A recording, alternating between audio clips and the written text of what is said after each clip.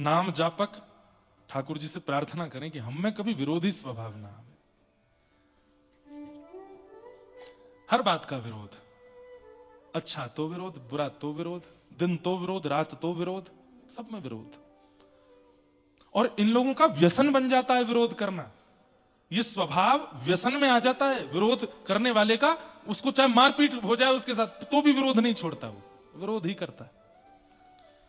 दूसरा स्वभाव होता है बोधि स्वभाव। बोधि स्वभाव व्यक्ति कैसा होता है? वो हर परिस्थिति से सीखता है, चाहे जो हो जाए। मुक्तिनाथ आए तो सीख करके आए। मुक्तिनाथ आने से पहले एक रात्रि नेपाल में या पोखरा में, जोमसोम में कहीं रुको, अचानक से इतने एल्टीट्यूड पे जाओगे, सांस फूलो, बोधि स्वभाव। ये तो एक सामान्य बात है, पर परिस्थिति के हर मोड़ से जो सीखे उसको बोधि कहते हैं। ये बहुत अच्छा है, ठाकुर जी को बहुत प्रिय लगता है बोधि स्वभाव वाला व्यक्ति जो हर जगह सीखता है। यहां मैंने ये सीखा, यहां मैंने ये सीखा। श्री दत्त प्रभु 24 अवतार, 24 गुरु हैं उनके, सबसे सीख रहे हैं, सबसे सीख रहे हैं। अरे कबूतर से सीख रहे हैं, जिसको सब उपेक्षा करते हैं उस वैश्या से सीख रहे हैं दत्तात्रेय भगवान। क्या सीखा? बोले मैंने पिंगला नाम की वैश्या से सीखा कि वो रोज श्रृंगार करके बैठती है और प्रतीक्षा करती है कि कोई प्रेमी मेरे से मिलने आएगा, लेकिन रात हो जाती है, कोई मिलने नहीं आता, तो विलक करके अपना श्रृंगार उतार के बैठ जाती है। लेकिन एक दिन उसके मन में आता है कि मैं संसार के लिए इतना श्रृंगार करती हूं, एक बार श्याम सुंदर के लिए करके देखूं। और जब वो श्याम सुंदर के लिए श्रृंगार करती है, वही एक परम साधिका बन जाती है, परम भक्त बन जाती है। मैंने उसको गुरु बना लिया।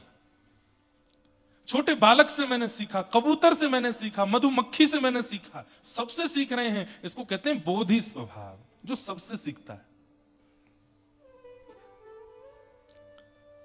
विरोधी स्वभाव, बोधि स्वभाव। और तीसरा होता है निरोधी स्वभाव। ये निरोधी कैसा होता है? सब पर कंट्रोल करने वाला। घर में, परिवार में, मित्र में एक व्यक्ति तो ऐसा होता है जिसका निरोधी स्वभाव, सबको रोकता ही रहता है। नहीं नहीं नहीं नहीं, ये मत करो, ऐसा हो जाए, नहीं नहीं ये मत करो, ऐसा हो जाए, ये नहीं, ये तो करना ही नहीं है। निरोधी स्वभाव, सब पर कंट्रोल करने वाला। ऐसे मत चलो, ऐसे चलो, ये मत पहनो, ये पहनो, ये मत खाओ, ये खाओ, अभी मत सो, यहां सो, इससे बात मत करो, उससे करो। ऐसा व्यक्ति भी अपना और अपने संग वालों का जीवन बर्बाद कर देता है। बहुत ज्यादा कंट्रोल करने वाला, निरोधी स्वभाव। और चौथा और अंतिम स्वभाव होता है सुबोधि स्वभाव।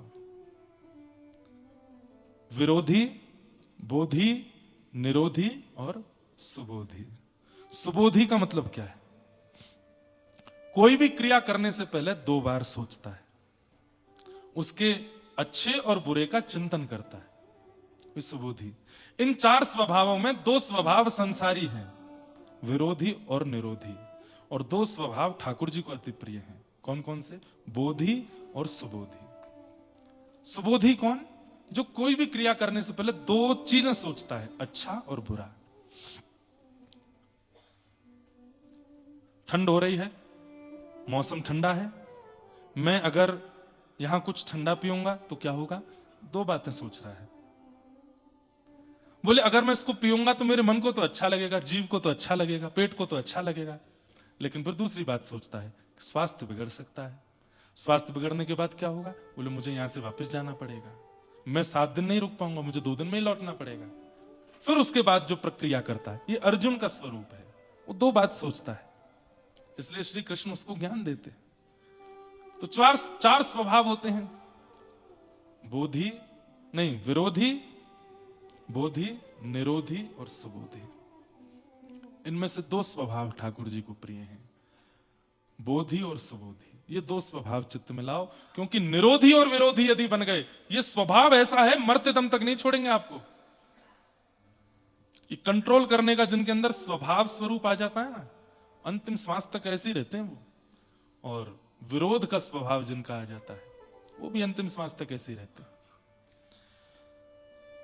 ठाकुर जी का विरोध हो गया, चीर हरण किया भगवान कृष्ण ने, गोपियों का चीर हरण किया भगवान कृष्ण ने।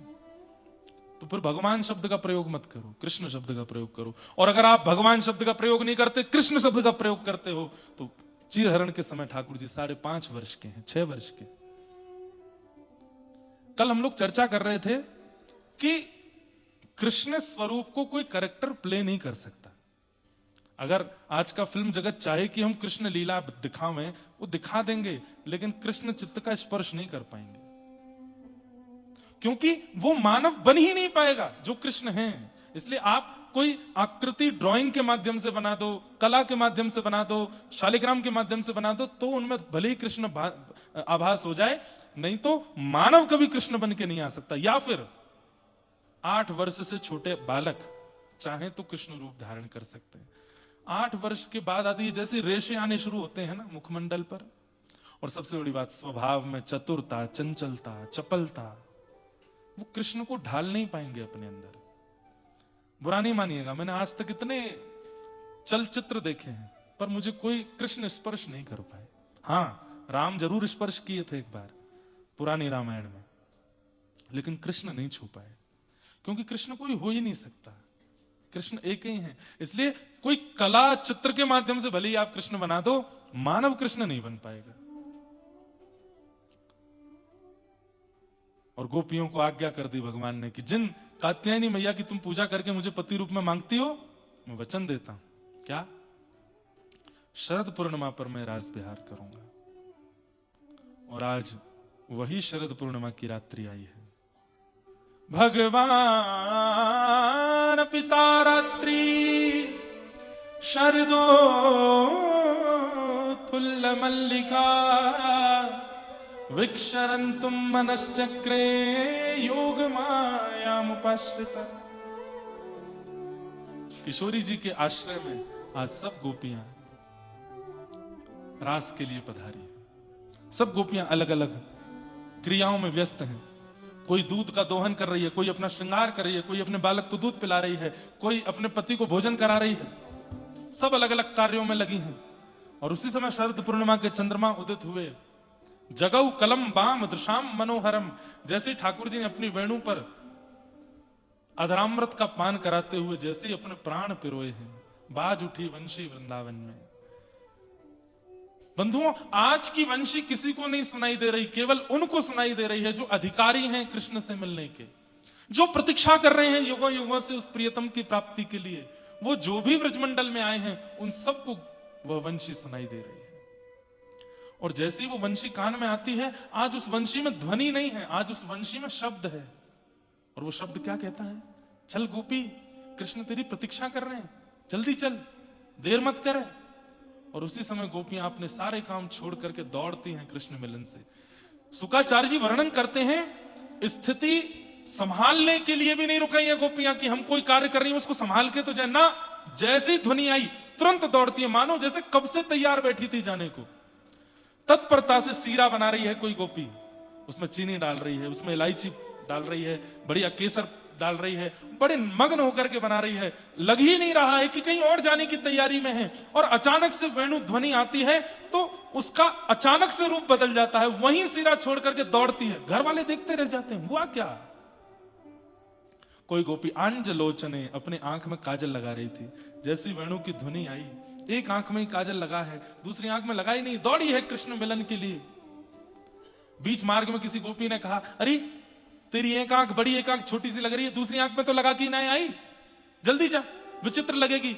अब दूसरी आंख में जब लगाने के लिए गई है तो हाथ कांप रहे हैं, श्रृंगार में तत्परता नहीं आ पा रही है, क्योंकि ठाकुर जी बुला रहे हैं। एक बात स्पष्ट है, व्यक्ति जब ठाकुर जी के आमंत्रण में होगा ना, तो अपनी किसी भी व्यवस्था को सुधार नहीं पाएगा। केवल भगवत सेवा ही उससे बढ़िया हो सकती है, बाकी वो किसी और व्यवस्था में उचित नहीं रह पाएगा। नहीं कर पा रही अपना श्रृंगार।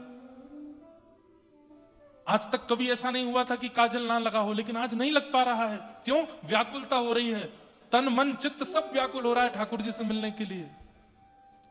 तभी संपूर्ण काजल हाथ में लेकर के पूरे मुंह पे लगा लेती है। बोले एक जगह लगाऊंगी तो अच्छे बुरे का भान होगा, पूरा ही काजल युक्त होगा तो अच्छे बुरे का कोई भान नहीं। दौड़ पड़ी। गोपियां हंसने लगी, अरे तू कहां बन के आई है, ऐसी कारी कारी बन के आई है।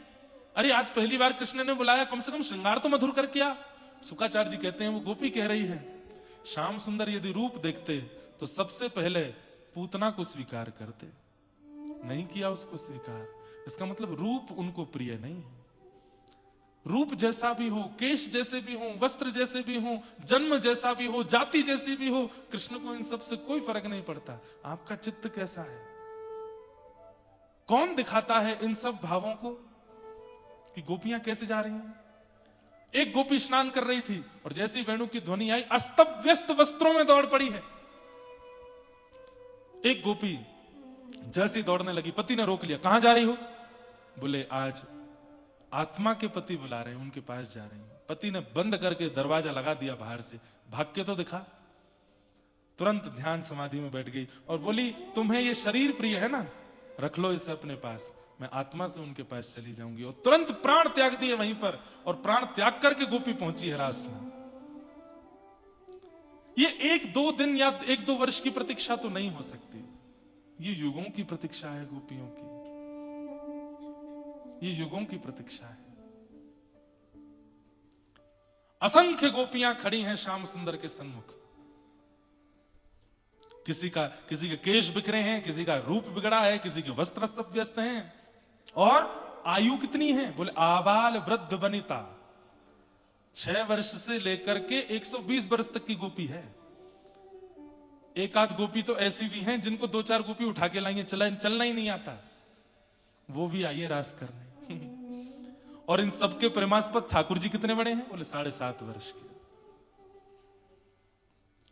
ये कैसा प्रेम हो सकता है कि 6 वर्ष की बालिका के चित्त में भी वही प्रीति है, और 120 वर्ष माने यशोदा की सास की उम्र की गोपी भी आई है ठाकुर जी से रास करने, उसके चित्त में भी वही प्रेम है।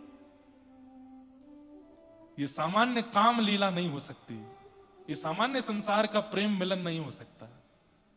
हमारे यहां आयु देखी जाती है, रूप देखा जाता है, स्वरूप देखा जाता है, त्वचा देखी जाती है, व्यवहार स्वभाव देखा जाता है। यहां कुछ नहीं देखा जा रहा है, केवल चित्त की प्रीति देखी जा रही है।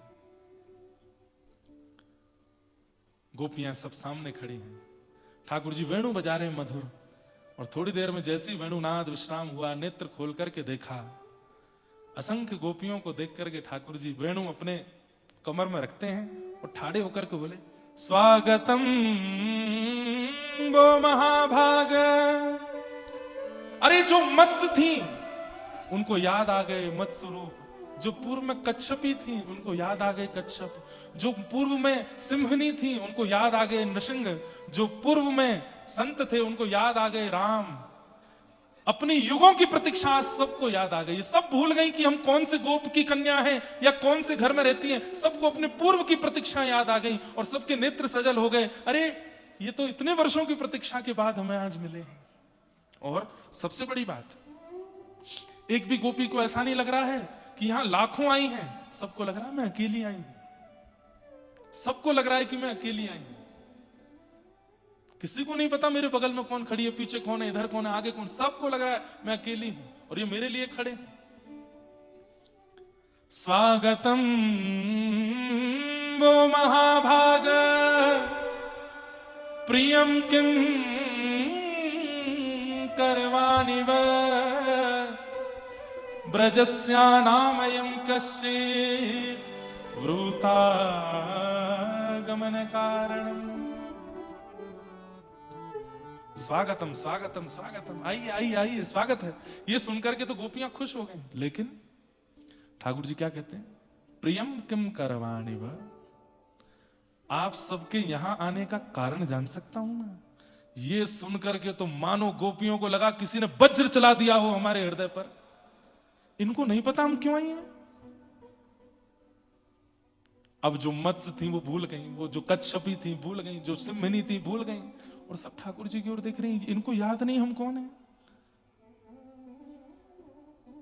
प्रियम किम करवाणि वा व्रजस्यानामयं कश्चित् ब्रूतागमन कारणम, आप सबके आने का कारण जान सकता हूं मैं इतनी रात को? अच्छा चंद्रमा देखने आई हो, देखो देख लिया, चलो जाओ वापस जाओ, अपने अपने घर को जाओ। गोपियां खड़ी हैं सामने, थोड़ी देर और देखें क्या बोलते हैं। और ठाकुर जी ने यहां पर पतिव्रता नारी के सारे धर्म बताने शुरू किए और गोपियों को माने ऐसा भान कराने लगे कि तुम तो बहुत बड़ी पापनी हो, मेरे पास आ गई हो। गोपियों को समझाने लगे, तुमको पता है पतिव्रता नारी का धर्म क्या होता है? तद्बंधु नाम च कल्याणम प्रजानाम चानुपोषणम भर्तु शुश्रूषणम स्त्री नाम परो धर्मो यमाय, और ना जाने क्या क्या क्या क्या बातें उनको बताने लगे।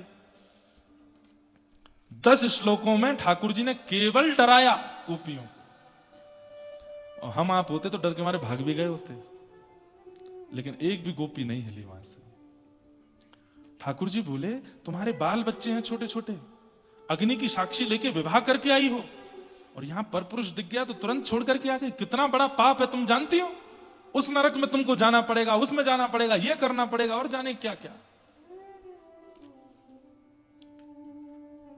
हमारे यहां ना बंधुओं, एक बात मैं कह दूं, बुरा नहीं मानिएगा, समझाने के लिए स्त्रियां ही होती हैं, पुरुष नहीं होते। हर बात में उनको समझाओ, हर बात में उन्हें कहो।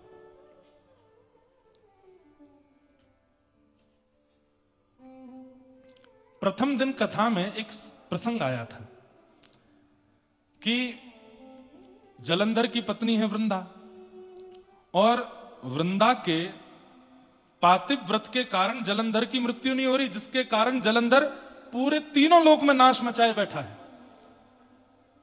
तब भगवान ने क्या विचार किया कि जलंधर को मारने का एक ही तरीका है, इसकी पत्नी का पातिव्रत नष्ट हो। और भगवान जलंधर का रूप धारण करके गए और वृंदा का पातिव्रत नष्ट किया।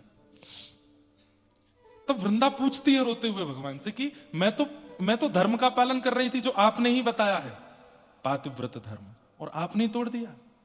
तब ठाकुर जी कहते हैं, व्रत भी किसके लिए करते हैं ये देखना चाहिए। ऐसे तो राक्षस भी तप करते हैं, ऐसे तो रावण, कंस, शिशुपाल, दंतवक्र भी हिमालय पर जाकर के तपस्या करते हैं, पर उनकी तपस्या के पीछे उद्देश्य क्या होता है? नाश। हम व्रत किस उद्देश्य से करते हैं वृंदा, ये समझना आवश्यक है।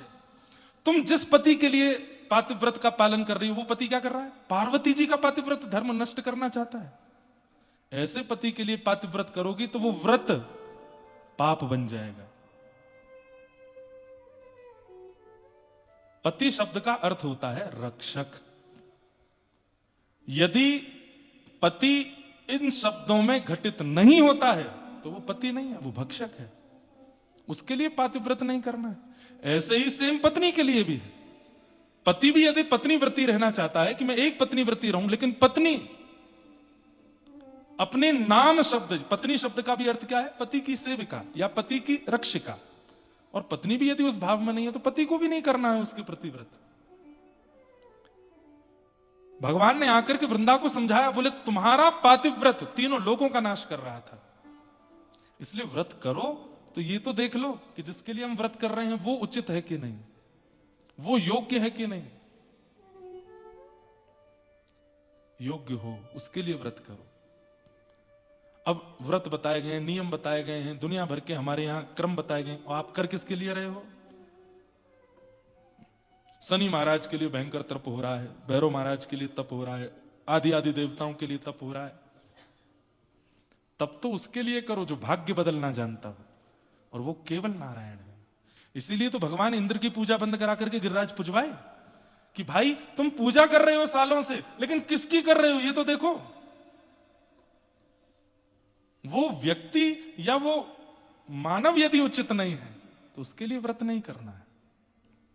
इसीलिए भगवान ने आकर के उनका धर्म तोड़ाया।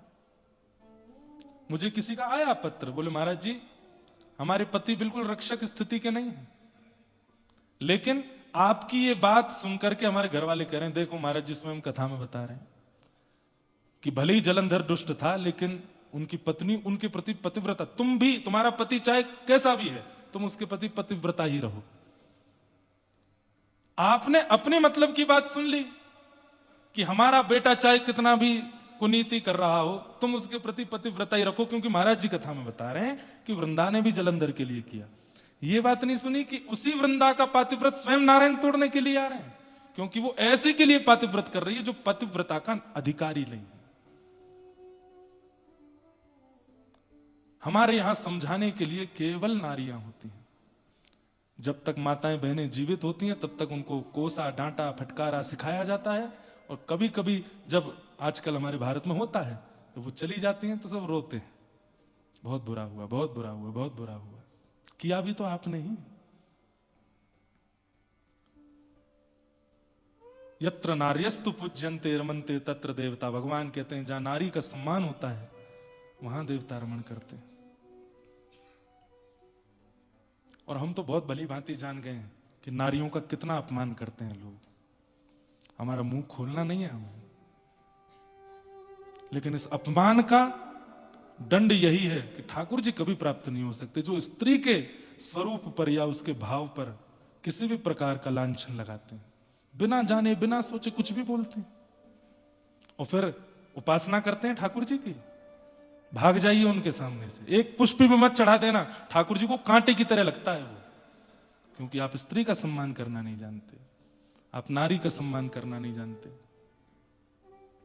दो लोगों को दंड देने की मनाही की गई है, ब्राह्मण को और स्त्री को। क्यों? ठाकुर जी कहते हैं इसको संसार दंड ना दे, ये कुछ अनुचित करेंगे तो मैं देखूंगा, ये मेरी अद्भुत कृति है, इनका सम्मान करो। तो कई बार लोग कथा को अपने स्तर से सुन लेते हैं। जैसे एक बार एक व्यास जी कथा करके गए, पोथी अपनी छोड़ गए राजा के यहां, लौट करके जब राजा के यहां आए तो द्वार पर राजा की बेटी मिली। तो बेटी ने व्यास जी से, आइए आइए व्यास जी, आपने इतनी बढ़िया कथा सुनाई थी, मेरे तो जीवन भर के सारे प्रश्नों के उत्तर मिल गए। अच्छा लाली, क्या सुना था तुमने? बोले मैंने तो सुना था कि सुभद्रा को अर्जुन प्रिय लगते थे, दोनों ने भाग की शादी कर ली। मैं भी यही करने वाली हूं, मुझे भी हमारा द्वारपाल अच्छा लगता है, पिताजी तो करा नहीं रहे, मैं भी कर लूंगी। कोई कहेगा तुमने गलत किया तो कह दूंगी व्यास जी ने कथा में सुनाया था।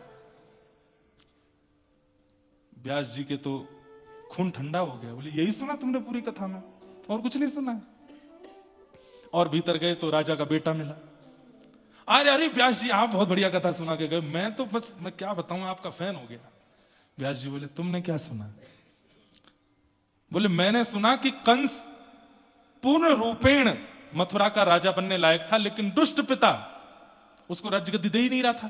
कंस ने बढ़िया किया, अपने पिता को कारागृह में डाल के स्वयं बैठ गया। मैं भी यही करने वाला हूं, अपने पिता को जेल में डाल के स्वयं बैठ गया। कोई कहेगा पाप किया, कह दूंगा व्यास जी ने कथा में सुनाया था। व्यास जी बोले मेरी पोथी कहां है, मैं लेके चला जाऊंगा, जीवन में नहीं आऊंगा, मेरी पोथी दे दो भाई। और भीतर गए तो रानी मिली। जय हो जय, मैं तो आपका सत्कार ही नहीं कर पाई, विराजिए ना थोड़ा, मैं आपका सत्कार करूं। व्यास जी बैठ गए, बहुत अच्छी कथा सुनाई। बोले तुमने क्या सुना? बोले मैंने सुना कि द्रौपदी जो है वो प्रातस्मरणीय है, द्रौपदी का अगर सुबह सुबह उठ के स्मरण किया जाए तो मंगल होता है। ऐसे कितनी कितनी कन्याएं हैं? 5 कन्याओं के बारे में कहा जाता है जिनका सुबह उठ के स्मरण करें तो मंगलमय दिन होता है, उसमें द्रौपदी भी। हाँ जी, तो लेकिन वो रानी तो कुछ और सुन नहीं है ना, क्या बोली? आपने कहा था कि द्रौपदी जो है वो प्रातस्मरणीय है। हाँ हाँ हाँ है तो सही, तो मैं भी द्रौपदी से थोड़ी प्रेरित हो गई हूं। क्या? मुझे भी हमारे महल में 4-5 लोग प्रिय हैं, एक संग सबसे ब्याह कर लूंगी, 5 पति मेरे भी होंगे तो मैं भी द्रौपदी की तरह प्रातस्मरणीय हो जाऊंगी। व्यास जी बोले राजा को पता चले उससे पहले मेरा सर धड़ से अलग हो, मैं पोती लेके भागूं यहां से। पोती ढूंढते ढूंढते पहुंचे तो राजा बैठा था। महाराज कैसे आगमन हुआ आपका? पोथी लेने के लिए आए। तो राजा को लगा कि दक्षिणा नहीं दी थी कथा की हमने, दक्षिणा लेने आए, पोथी तो बहाना है। तो राजा भी बोल पड़ा, महाराज आपकी कथा में मैंने एक बहुत सुंदर प्रसंग सुना था और उससे मैं सीख गया हूं। बोले क्या? भगवान कृष्ण शांति दूत बनकर के गए थे और दुर्योधन ने क्या कहा? सुच्चग्रैव न दास्यामि बिना युद्धे न केशव, सुई के नोक के बराबर जमीन भी बिना युद्ध के नहीं दूंगा। मुझे पता है आप दक्षिणा लेने आए हैं, मेरी सेना और मेरे साथ युद्ध कर लीजिए और कथा की दक्षिणा ले जाइए। आपने ही कथा में सुनाया था, मुझे नहीं चाहिए दक्षिणा, मेरी पोथी दे दो। तो वो कैसे है, पंक्ति बोलते हैं ना, लौट के बुद्धू घर को आए, समझ पड़ी तो लाखों पाए। हाँ जान बची सो लाखों पाए, लौट के बुद्धू घर को आए। पंडित जी पोथी लेके भागे वहां से। तो लोग बड़े विचित्र हैं संसार के, अपनी उपयुक्त बातें सुन लेते हैं। और इन्हीं कारणों से रास पंचाध्यायी का बहुत प्रचार नहीं किया जाता। जब भगवान इतनी गोपियों के संग रास कर सकते तो हम इतने अफेयर क्यों नहीं रख सकते? 2-4 से हम भी बात कर लें। बेटा, रास से पूर्व ठाकुर जी ने गिरिराज जी भी उठाए थे, तुम भी उठा के दिखाओ। गिरिराज जी से पूर्व ठाकुर जी ने कालिया नाग मर्दन भी किया था, तुम भी एक नाग को पकड़ के दिखाओ। वो नहीं याद आता, रास किया था।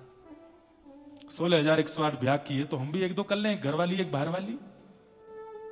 नरक में जाओगे घनघोर। और उसमें भी कहीं यमराज ने पूछा और ये उत्तर दिया, यमराज कहता डालो इसको तेल में खौला दो। भगवान का बाप कहता है, लोग बात कहते हैं शंकर जी पीते हैं इसलिए हम भी पीते हैं। महादेव अपना त्रिशूल पहना रहे, बोले आ तू बताएंगे तुझे पीते हैं हम। कहीं नहीं लिखा है, लोग बाग अपने मन से बना देते हैं।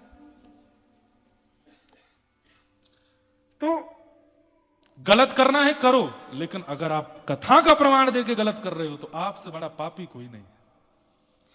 और इस पाप का दंड यमराज नहीं देंगे, स्वयं ठाकुर जी आके देंगे। मेरी कथा का इतना गलत अर्थ लगाया तुमने।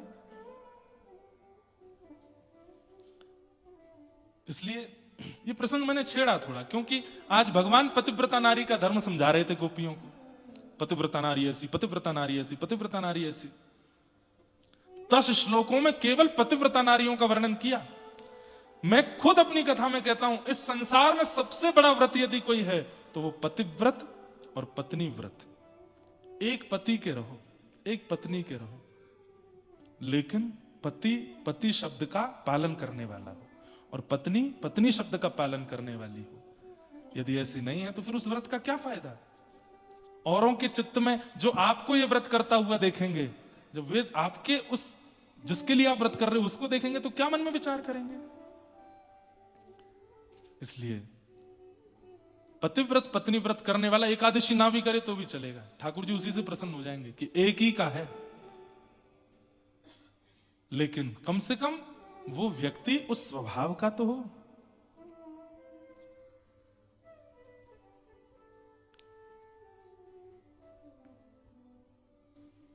भगवान ने पातिव्रत धर्म बताया।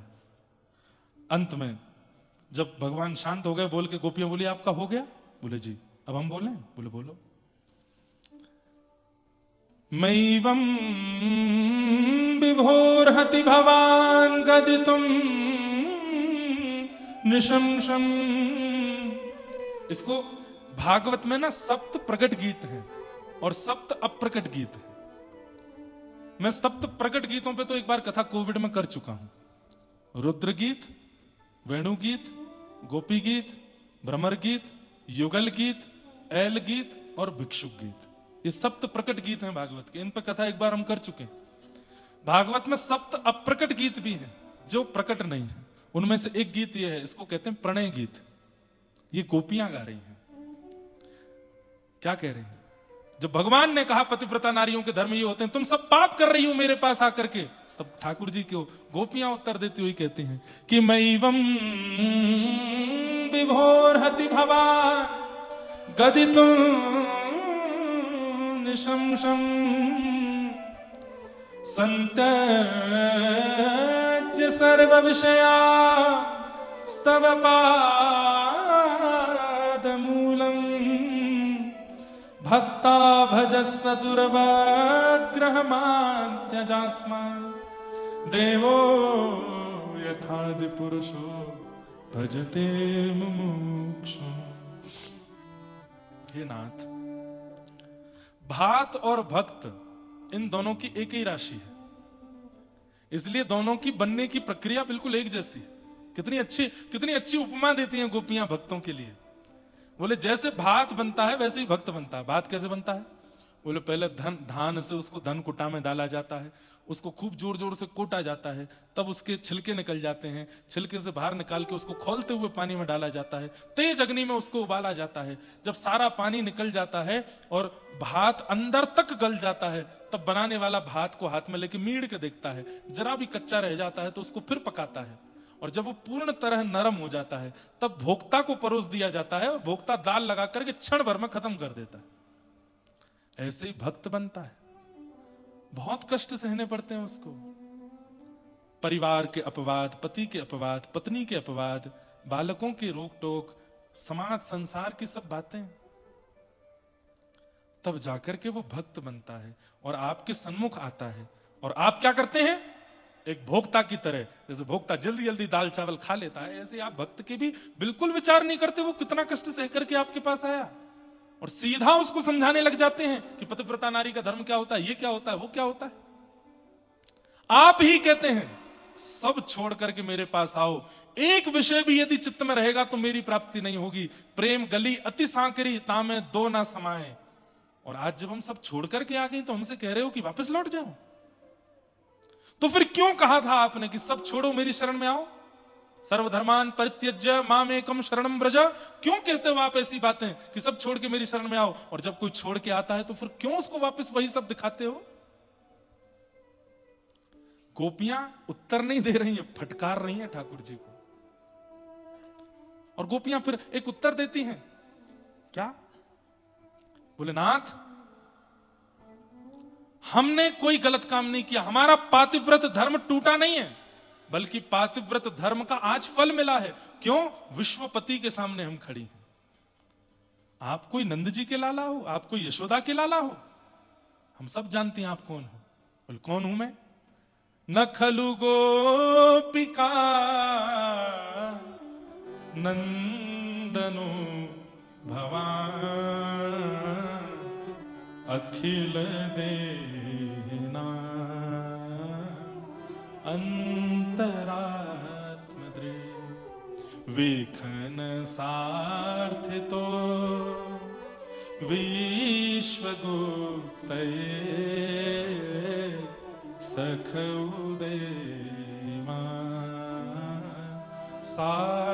सात्वतांकुले।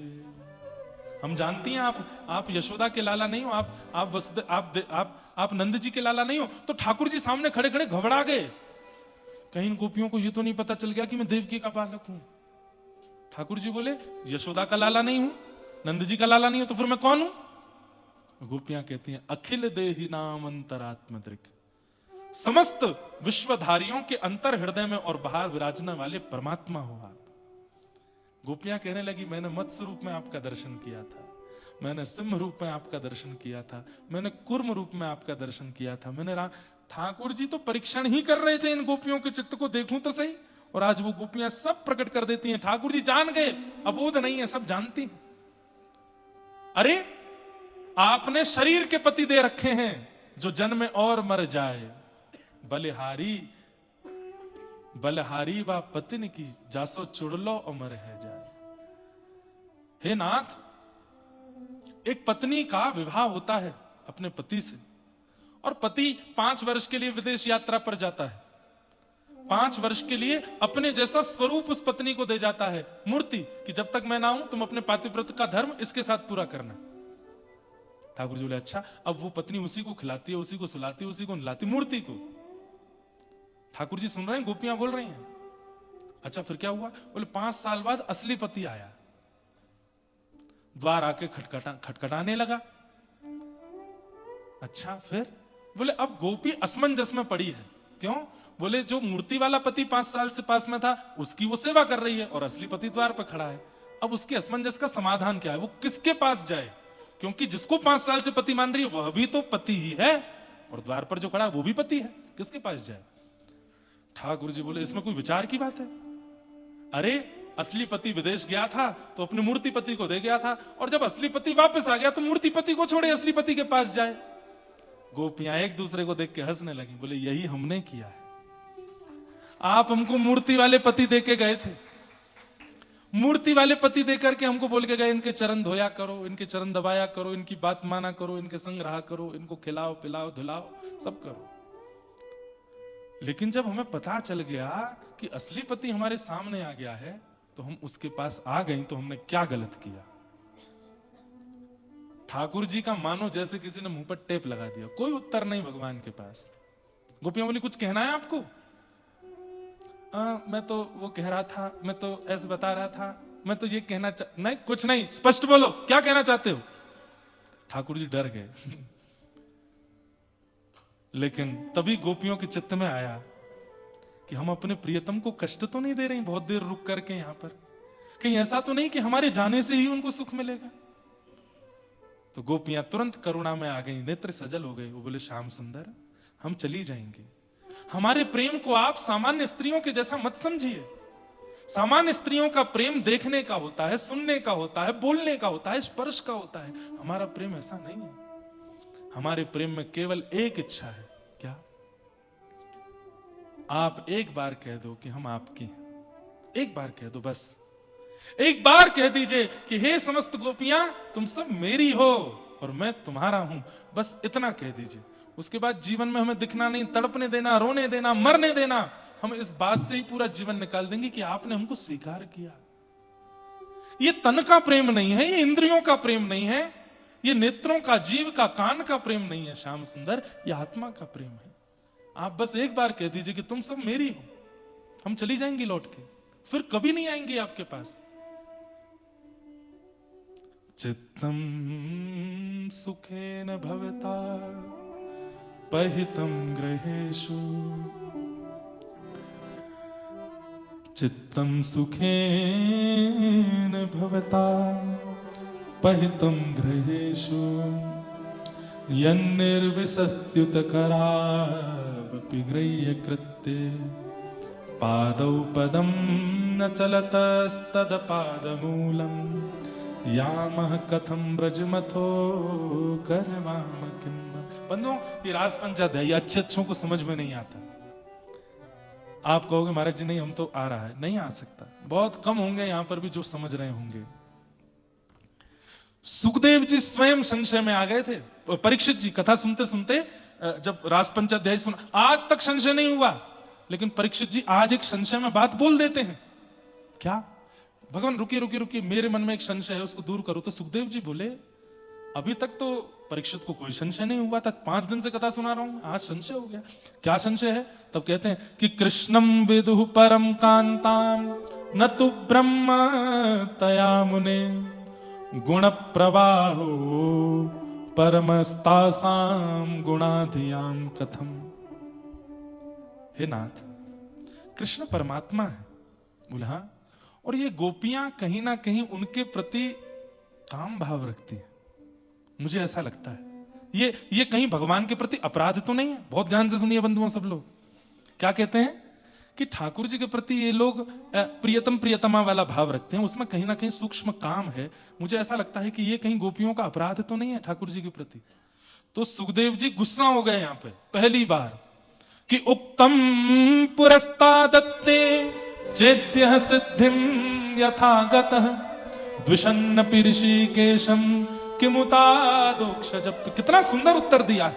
क्या कहते हैं? अच्छा, गोपियां प्रेम करती हैं तो तुझे संशय हो रहा है, और कंस गाली देता है उसमें संशय नहीं हुआ। कंस को मुक्ति मिलती है इस पर तुझे संशय नहीं है। पूतना पयोधर पर विष लगा के पिलाती है और उसको मुक्ति मिल जाती है, तुमने वहां संशय नहीं किया। शिशुपाल दंतवक्र भगवान को 100 गालियां रोज देते हैं, मृत्यु के बाद मुक्ति मिल जाती है, मुक्ति मतलब भगवान मिल जाते हैं, उस पर तुझे संशय नहीं हुआ। और आज गोपियां ठाकुर जी से प्रेम कर रही हैं तो तुझे संशय हो रहा है।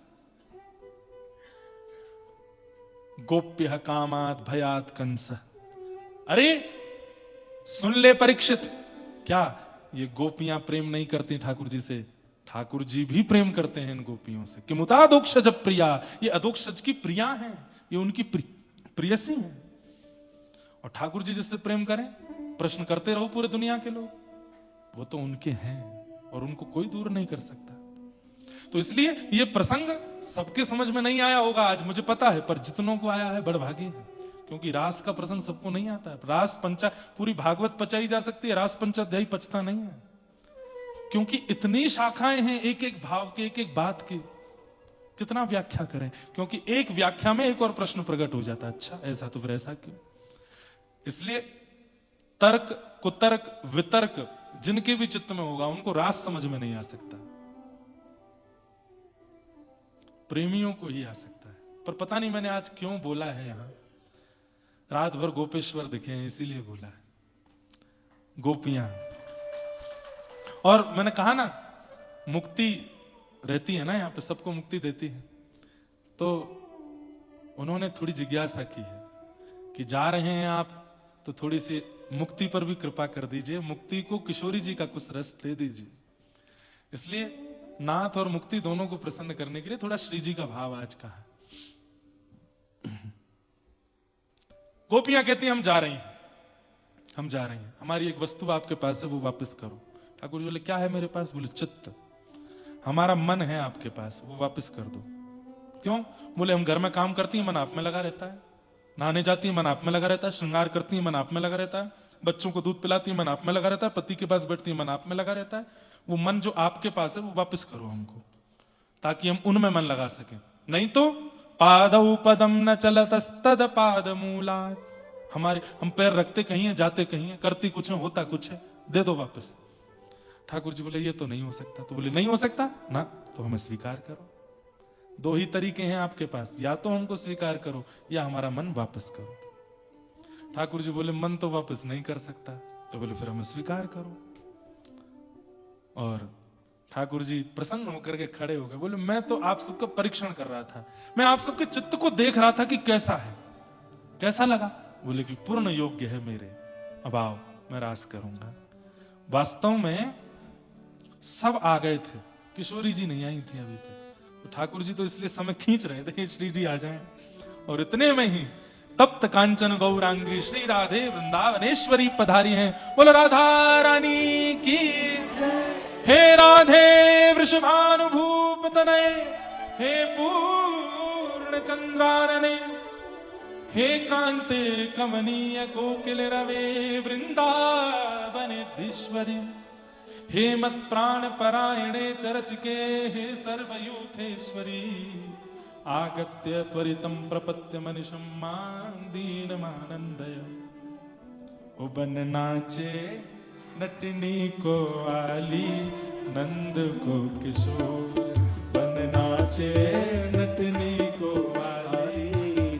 ये हमारे व्रज का रास का पद तो मूल यही है। जो हम वो गाते हैं राधा नाचे कृष्ण, वो तो सब आपके लिए है, पर श्री जी और प्रिया जी के लिए तो यही पद है।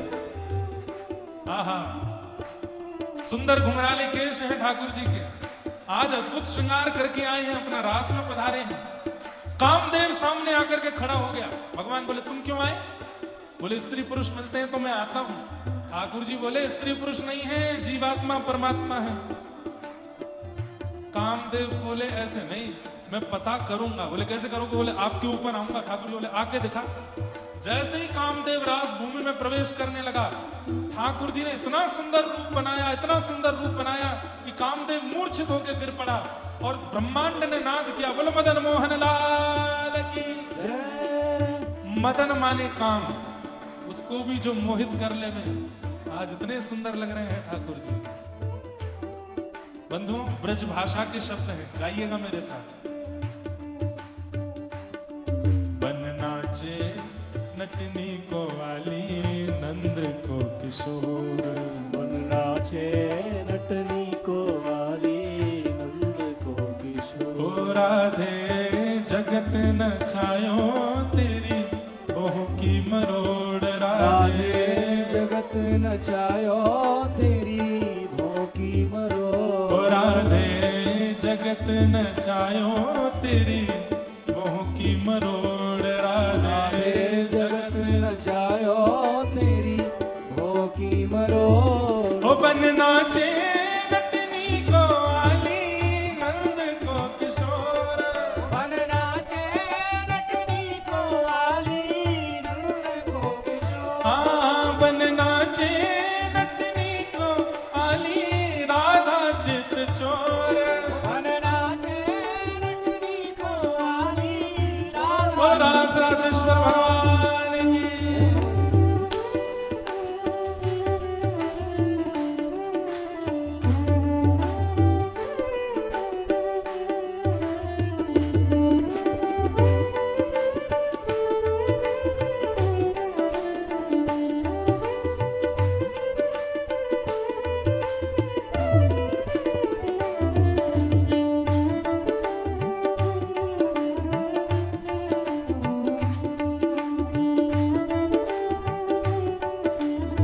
आज ऐसा लग रहा है कि मुक्तिनाथ में आज किशोरी जी पधारी और शंख चक्र गदा पद्म कांप रहे हैं ऊपर चारों भुजा। क्यों? चार भुजा श्री जी के आगे नहीं रह सकते। वहां तो दो भुजा श्री जी की, दो भुजा ठाकुर जी की, ऐसे चतुर्भुज होंगे। ऐसा नृत्य करते हैं प्रिया प्रियतम की दो भुजा श्री जी की कब ठाकुर जी में मिलित हो जाती हैं और दोनों प्रिया प्रियतम चतुर्भुज हो जाते हैं। तो आज श्री जी पधारी हैं और चतुर्भुज नारायण आज तप वप छोड़ करके इस मधुर हिमालय की कंदराओं में गंदगी के तट पर नृत्य कर रहे हैं। बन नाचे नटनी को वाली नंद को किशोर। आहा, किशोरी जी ठाकुर जी के रूप को देख के क्या कह रही हैं? नंद के किशोर तो पे डारू तृण तोड़ प्यारे, नंद के किशोर तो पे डारो तृण तोड़। नंद के किशोर तो पे दारू तृण तोड़ प्यारे, नंद के किशोर। इतने प्यारे लग रहे हो कि तृण तोड़ दो, कहीं मेरी नजर ना लग जाए आपको, कहीं मेरी नजर किसी को ना लगे, इसलिए तृण तोड़ा जाता है।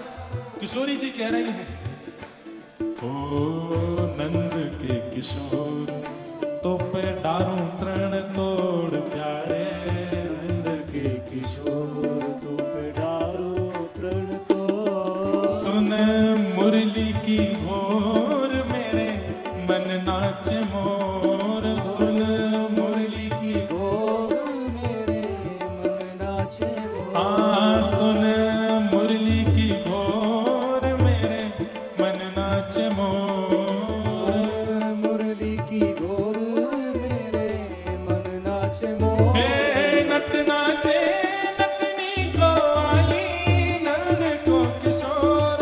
वन नाचे नटनी को वाली नंद को किशोर। हे बन नाचे नटनी को वाली राधा चित चोर। वन नाचे नटनी को वाली राधा चित चोर। देखो कैसा प्रेम है प्रिया प्रियतम का। श्री प्रिया जी कह रही हैं, अरे श्याम सुंदर इतने प्यारे लग रहे हो कि मैं तृण तोड़ दूं कि मेरी नजर ना लगे आपको। तो अब दूसरी पंक्ति में ठाकुर जी कह रहे हैं, अरे श्यामाजू मेरे रूप की तो छोड़ो, आपके रूप की बखान मैं करके बताऊं? बोले बताओ। कमल कली सो रंग भानु की लली को प्यारी, कमल कली सो रंग भानु की लली को प्यारी। कमल कली सो रंग भानु की लली को प्यारी, कमल कली सो रंग भानु की लली को। अरे मुख चंद हुते नी को मेरे नैना है चकोर, मुख चंद्र हुते नी को मेरे अरे! नैना है चकोर। बादल की आड़ से जैसे ही पूर्णिमा के चंद्रमा निकले सब गोपियां बोली, अरे श्यामाजू चंद्रमा कितनो प्यारो लग रहा है। किशोरी जी बोली, हाँ हाँ हाँ ये चंद्रमा कितनो प्यारो लग रहा है। श्याम सुंदर देखो ना चंद्रमा कितनो प्यारो लग रहा है। ठाकुर जी बोले, देख तो रहूं मैं। कहां देख रहे हो आप? तो मुंह को देख रहे हो। बोले, तो जो सबसे सुंदर चंद्रमा होगा वही को तो देखूंगा।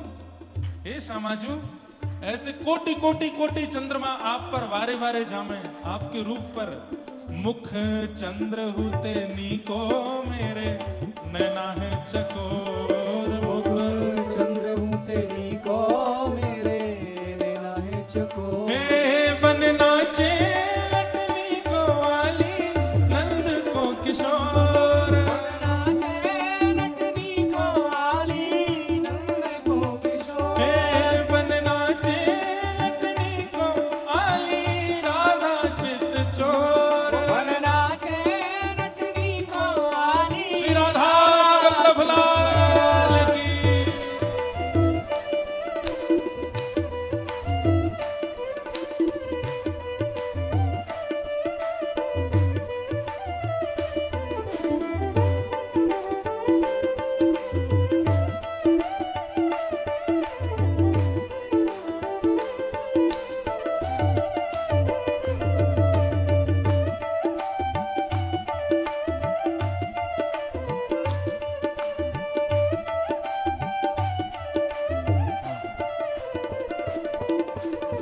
किशोरी जी अपलक नेत्रों से ठाकुर जी को देख रहे हैं। और जब आप किसी को अपलक नेत्रों से देखते हैं, बिना पलक झपकाए, तो नेत्रों में आंसू आ जाते हैं। ठाकुर जी बोले, हे श्यामाजू, ये आंसू क्यों आ रहे हैं आंखों में, और आप बिना पलक झपकाए मुंह को काई को देख रही हो? तब किशोरी जी के आपको भरोसा नहीं है ना, कब भाग जाओ। इसलिए नैनन बसाए मूंद राखूंगी छुपाए प्यारे, नैनन बसाए मूंद राखूंगी छुपाए प्यारे, नैनन बसाए मूंद राखूंगी छुपाए प्यारे, नैनन बसाए मूंद राखूंगी छुपाए। अरे कहीं भाग ना जाए मेरी मुंदरी को चोर, कहीं भाग न जाए मेरी मुंदरी को चोर, अरे कहीं भाग ना जाए मेरे चित्त को ये चोर, कहीं भाग न जाए मेरे चित्त को ये चोर। बन नाचे नटनी को आली नंद को किशोर, बन नाचे नटनी को आली नंद को किशोर, बन नाचे नटनी को आली राधा चित चोर, बन नाचे नटनी को आली अब- राधा चित चोर। इस पद की वैसे तो हर पंक्ति अद्भुत है, लेकिन अंतिम पंक्ति में जो ठाकुर जी जवाब देते हैं, वृंदावन वालों का सीना चौड़ जाता है बरसाने वालों के आगे। किशोरी जी कह रही हैं, नैनन बसाए मूंद राखूंगी छुपाए प्यारे, कहीं भाग ना जाए मेरे मुदरी को चोर। आपका कोई भरोसा नहीं, कभी भी भाग जाते हो, इसलिए नेत्रों में बसा रही हूं आपको देख करके। ठाकुर जी कहते हैं, नेत्रों पे हाथ रख के नेत्र बंद करते हैं किशोरी जी के, और ठाकुर जी कहते हैं, किशोरी जी भीतर देखो, आपको मन में कहा दिखेगो? बोले आप ही दिख रहे हो। बोले तो मैं तो आपके भीतर ही हूं, कहां जाऊंगा? मन श्याम रंग राधे बांध राखो संग प्यारी, मन श्याम रंग राधे बांध राखो संग, ओ मन श्याम रंग राधे बांध राखो संग प्यारी, मन श्याम रंग राधे बांध राखो संग। अरे कहाँ जाएगी पतंग तेरे हाथ में है डोर, कहाँ जाएगी पतंग तेरे हाथ में है डोर, ओ कहाँ जाएगी पतंग तेरे हाथ में है डोर। कहाँ जाएगी पतंग अरे! तेरे हाथ में है डोर। कितना अच्छा उत्तर दिया ठाकुर जी, कह रहे मैं पतंग हूं, मेरी डोर तो श्री जी के हाथ में है। अरे पतंग आकाश में ऊंची उठती जाए, ऊंची उठती जाए, ऐसे मैं उड़ता ही जा रहा हूं, उड़ता ही जा रहा हूं। बीच बीच में छोटी मोटी पतंग आवे, उनको उद्धार भी पतंग पकड़ भी वारो ही करे। चाहे मैं पूतना वध कर रहा हूं, कालिया नाग मर्दन कर रहा हूं, कंस वध करूंगा, भक्तन को उद्धार करूंगा, मैं तो पतंग हूं। पर मुंह से जितने इनके उद्धार रहे हैं वो करवा श्री जी ही नहीं है। आप कैसे कह सको कि मैं कहीं और चलो जाऊंगा?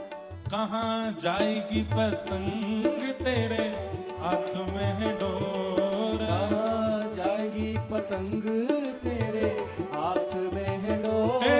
बन नाचे नटनी को आली नंद को किशोर, बन नाचे नटनी को आली नंद को किशोर, बन नाचे नटनी को आली नंद को किशोर। बन नाचे नटनी को आली नंद को किशोर। राधे जगत नचायो तेरी मोह की मरो, राधे जगत नचायो तेरी भों की मरो। राधे जगत नचायो तेरी मोह की मरो, राधे जगत नचायो तेरी भों की मरो। बन नाचे नटनी को आली नंद को किशोर, बन नाचे नटनी को आली नंद को किशोर। राधिका गौरी राधिका भोरी, राधिका भोरी राधिका भोरी, राधिका गौरी राधिका भोरी,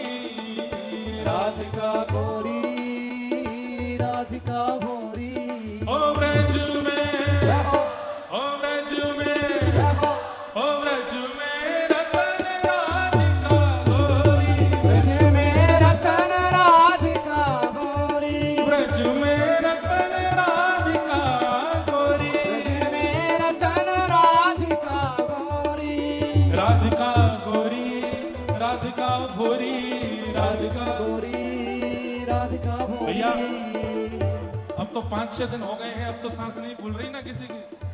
नाचना धीरे और गाओ जोर से। राधिका गोरी, राधिका भोरी, राधिका गोरी, राधिका भोरी, राधिका गोरी, राधिका भोरी, राधिका गोरी, राधिका गोरी।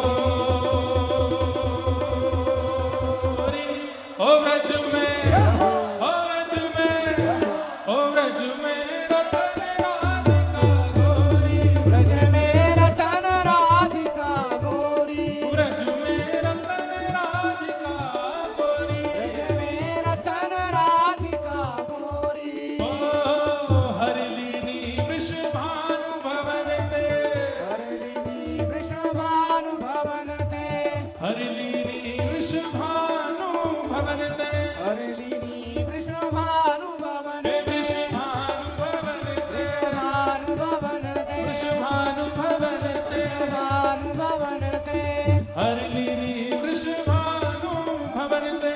हरिणी वृषभानु भवन ते।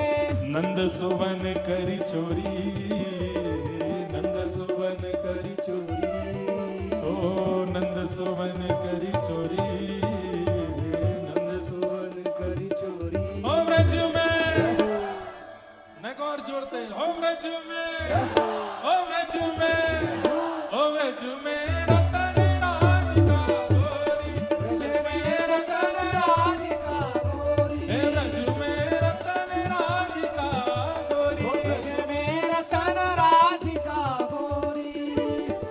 कृष्णदास प्रभु गिरधर नागर, कृष्णदास प्रभु गिरधर नागर, कृष्णदास प्रभु गिरधर नागर, कृष्णदास प्रभु गिरधर ओ नागर, प्रभु गिरधर नागर, गिरधर नागर, प्रभु गिरधर नागर, गिरधर नागर, कृष्णदास प्रभु गिरधर नागर। कृष्णदास प्रभु गिरधर नागर।